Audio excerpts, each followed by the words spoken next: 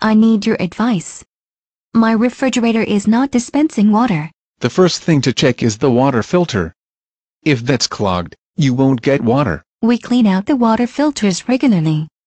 I think it's HEPA. Check the water line. You may need to replace the water line if it is clogged or sprung a leak. I didn't see a leak. If the water line leaks, the foam insulation may have gotten wet, though it isn't obvious.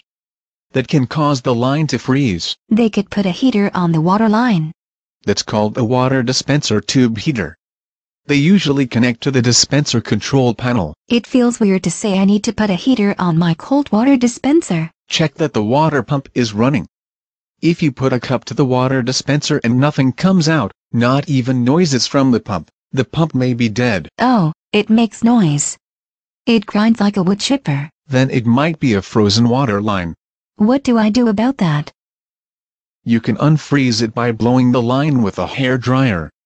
It's much faster than de-icing the freezer, unless you actually want to do that. What's a long-term solution? Because my water line goes through the freezer. You may need to adjust the freezer temperature, because if it is too low, the line may freeze. Freezers are supposed to be freezing.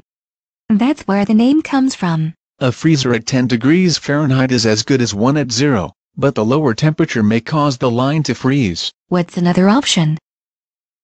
You can prevent the water line from freezing simply by using it more often. Or have the water line rerouted.